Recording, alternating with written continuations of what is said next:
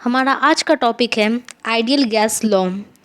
Ideal gas law है PV equals NRT. PV equals NRT को ही हम आइडियल गैस लॉ कहते हैं। इसे हम आइडियल गैस इक्वेशन भी कहते हैं।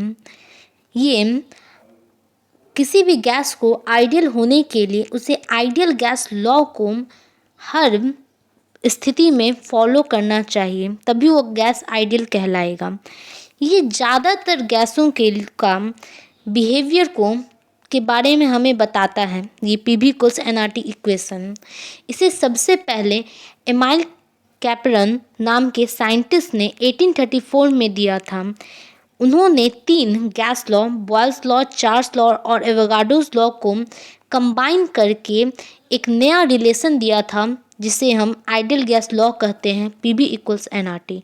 यहाँ पी प्रेशर को दर्शा रहा है, भी वॉल्यूम को, एन नंबर ऑफ मोल्स को, आर गैस प्रोपोर्शनैलिटी कांस्टेंट है जिसे हम गैसेस कांस्टेंट भी कहते हैं, टी एब्सोल्यूट टेम्परेचर है। यहाँ आर इक्वल है प्रोडक्ट ऑफ बोल्ट्जमैन कांस्टेंट के और एवोगाड्रोस कांस्टेंट एन ए का। आइडियल गैस इक्वेशन, अब हम आइडियल गैस इक्वेशन के बारे में जानते हैं। Ideal gas equation 3 important laws जो 2 फिजिकल प्रॉपर्टीज के बीच में रिलेशन को फिजिकल प्रॉपर्टीज के बीच में रिलेशन बताते हैं, तब जो तीसरा कांस्टेंट हो उनमें वो है बॉयल्स लॉ जो वॉल्यूम और प्रेशर के बीच में रिलेशन बताता है। वॉल्यूम हमेशा प्रेशर का इन्वर्सली प्रोपोर्शनल होगा तब जब नंबर ऑफ मोल्स और एब्सोल्यूट टेम्परेचर कांस्टेंट हो। चार्ल्स लॉ के कहता है कि हमेशा वॉल्यूम भी हमेशा टेम्परेचर एब्सोल्यूट टेम्परेचर टी का डायरेक्टली प्रोपोर्शनल होगा तब जब नंबर ऑफ मोल्स और प्रेशर कांस्टेंट हो। और एवोगाड्रोस लॉ के अनुसार वॉल्यूम हमेशा नंबर ऑफ मोल्स का कांस्टेंट हो के डायरेक्टली प्रोपोर्शनल होगा तब जब प्रेशर और टेम्परेचर दोनों ही कांस्टेंट हो। अब हम अगर इन तीनों लॉज को कंबाइन करते हैं तो हमें एक डिफरेंट रिलेशनशिप मिलता है। इस रिलेशनशिप में वॉल्यूम डायरेक्टली प्रोपोर्शनल होगा number product of number of moles and into absolute temperature T divided by pressure P. इसे हम ऐसे भी लिख सकते हैं कि वॉल्यूम इक्वल है R into N into T by P का। यहाँ पर आर प्रोपोर्शनैलिटी कांस्टेंट है। इसे हम रीअरेंज करें इस इक्वेशन को तो ये होगा पीवी इक्वल्स एनआरटी। हमारा पीवी इक्वल्स एनआरटी इक्वेशन आ गया। यहाँ पीवी इक्वल्स एनआरटी इक्वेशन में हम प्रेशर को ज़्यादातर एटमॉस्फेयर में निकालते हैं, वॉल्यूम को लीटर में, एन को नंबर ऑफ मोल्स में और टी एब्सोल्यूट टेम्परेचर है जो कि यहाँ केल्विन में निकाला जाता है। अब इसके बाद हम जानेंगे molar form of ideal gas equation के बारे में। जब मोलर फॉर्म ऑफ आइडियल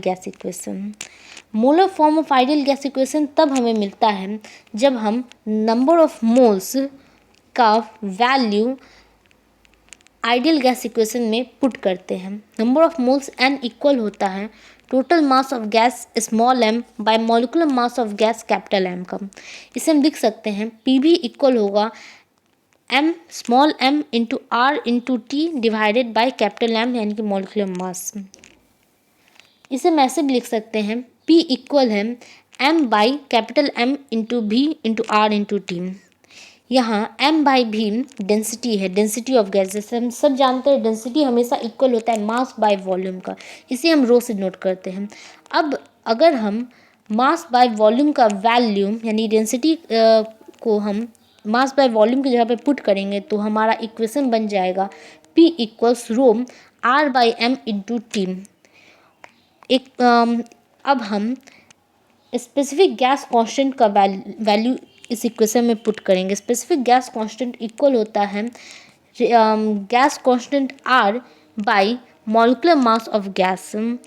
ये दोनों गैस कांस्टेंट तो कांस्टेंट है ही, मॉलिक्यूलर मास भी कांस्टेंट होता है, तो ये दोनों का डिवीज़न भी एक कांस्टेंट होगा जिसे हम स्पेसिफिक गैस कांस्टेंट कहते हैं। अब हमारा इक्वेशन बन जाता है P equals rho into R specific into T. यहाँ P प्रेशर है, रो डेंसिटी ऑफ गैस है, आर स्पेसिफिक गैस कांस्टेंट है और टी एब्सोल्यूट टेम्परेचर। इसी इक्वेशन को हम molar form of ideal gas equation कहते हैं। या हम ये इक्वेशन इसलिए बेनिफिशियल है क्योंकि ये तीन फिजिकल प्रॉपर्टीज प्रेशर, डेंसिटी और टेम्परेचर को लिंक करता है। अगर हम कोई गैस लेंगे तो हमें उस गैस की क्वांटिटी की चिंता करने की ज़रूरत नहीं, हम बस उसका प्रेशर निकालेंगे, डेंसिटी निकालेंगे, टेम्परेचर निकालेंगे और हमें बाकी सब अदर क्वांटिटीज़ का वैल्यू पता चल जाएगा। इस इक्वेशन को हम एक और तरीके से लिख सकते हैं। स्पेसिफिक वॉल्यूम भी स्मॉल भी का वैल्यू पुट करें हम इस इक्वेशन में, जो कि इक्वल होता है रेसिप्रोकल ऑफ डेंसिटी का, तो हमारा P इंटू स्मॉल भी यानी कि स्पेसिफिक वॉल्यूम इक्वल होगा आर स्पेसिफिक इंटू टी। ये हमारा molar form of ideal gas equation बन गया। अगर आपको मेरा वीडियो अच्छा लगा हो तो प्लीज़ लाइक कीजिए और साथ में सब्सक्राइब जरूर कीजिएगा, इससे आप मेरे आने वाले वीडियोस का नोटिफिकेशन तुरंत पा सकेंगे। Thanks for watching my video.